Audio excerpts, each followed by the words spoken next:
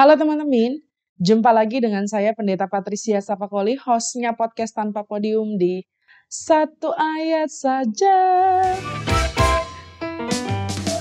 Satu ayat saja kali ini didasarkan pada Amsal pasal 18 ayat 13 yang menyatakan, jikalau seseorang memberi jawab sebelum mendengar, itulah kebodohan dan kecelaannya.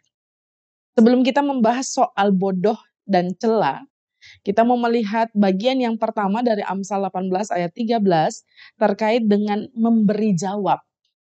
Bicara memberi jawab berarti ada komunikasi yang terjalin dari yang memberi jawab dan orang yang memberi pertanyaan atau tanggapan yang perlu direspons oleh sang pemberi jawab. Bicara soal komunikasi, seringkali dalam perjalanan kehidupan kita, masalah demi masalah timbul karena terputusnya komunikasi. Orang sering bilang miskomunikasi, komunikasi yang selalu disalahkan. Makanya awal-awal ada ilmu komunikasi, orang sering berkata, ngapain ada ilmu itu? Ngapain harus kuliah di jurusan komunikasi? Bukankah sejak kecil kita sudah dimampukan Tuhan, entah dengan bahasa tubuh maupun bahasa yang kita gunakan sehari-hari untuk menjalin komunikasi satu sama lain. Namun mengingat pernyataan sebelumnya, bahwa seringkali permasalahan dan persoalan timbul akibat terputusnya komunikasi atau rusaknya komunikasi, maka hal ini juga perlu dipelajari. Amsal sendiri menyatakan hal yang demikian. Bicara terkait merespons, memberi jawab pada seseorang, itu butuh bukan hanya jawaban-jawaban yang pintar dan cerdas, melainkan pendengaran yang berhikmat. Mengapa demikian? Karena Amsal bilang kalau beri jawab sebelum mendengar, itu berarti ada kebodohan dan kecelaan. Itu berarti orang tersebut bodoh dan tindakannya tercela. Mengapa demikian? Karena kalau memberi jawab sebelum mendengar, maka jawaban-jawaban kita tidak akan berdasarkan apa yang disampaikan oleh orang yang memberi pertanyaan atau tanggapan. Kalau dulu waktu kecil saya seringkali diberi pertanyaan-pertanyaan begitu ya di kelas, ruang-ruang kelas. Mungkin teman-teman yang saat ini juga sedang bersekolah mengalami hal-hal yang demikian. Kadang karena mau jawabannya cepat, pertanyaan belum selesai kita sudah jawab. Kalau itu bicara soal cerdas cermat misalnya, kadang-kadang pertanyaannya belum selesai, tapi kita langsung mau jawab supaya kita lebih cepat dibandingkan kelompok lawan.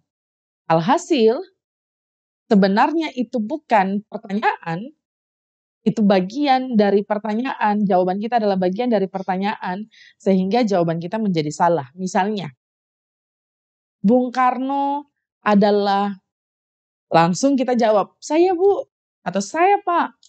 Lalu kita jawab, Presiden pertama Republik Indonesia. Padahal mungkin pertanyaannya adalah, Bung Karno adalah Presiden pertama Republik Indonesia. Siapa nama anaknya Bung Karno? Misalnya begitu. Siapa nama salah satu anaknya Bung Karno? Pertanyaannya belum selesai, kita sudah menjawab. Ini yang sering kali terjadi. Hal ini seringkali menjadi bagian dari perjalanan kehidupan kita, sehingga komunikasi menjadi terputus karena orang yang menjawab seringkali hanya mau menjawab dengan apa yang ia pikirkan. Ia tidak mendengar. Jadi rusaknya komunikasi itu dimulai dari bagaimana kita mau mendengarkan dengan baik, mendengarkan dengan cermat. Sehingga jawaban yang kita berikan juga bukan jawaban bodoh atau menimbulkan celah. Teman-teman yang diberkati Tuhan, hari ini mari kita belajar. Belajar supaya kemudian komunikasi yang kita jalin itu berjalan dengan baik. Sehingga ketika kita memberi jawab, kita mendengarkan begitu banyak hal terlebih dahulu. Lalu kemudian kita memahami apa yang disampaikan. Lalu kemudian kita memberikan jawaban dan tanggapan kita terhadap apa yang disampaikan oleh orang lain di sekitar kita. Entah itu orang tua, entah itu sahabat, entah itu kerabat, atau orang asing yang kita jumpai. Mari memberi hati pada pendengaran terlebih dahulu. Belum pada akhirnya kita menjawab. Jawablah dengan hikmat Tuhan.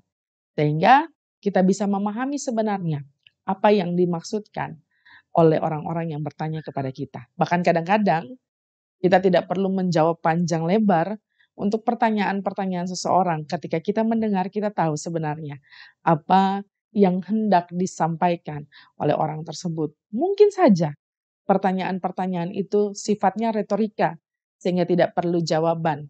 Hanya kemudian kita menyetujui atau kemudian mengakui apa yang disampaikan oleh orang tersebut.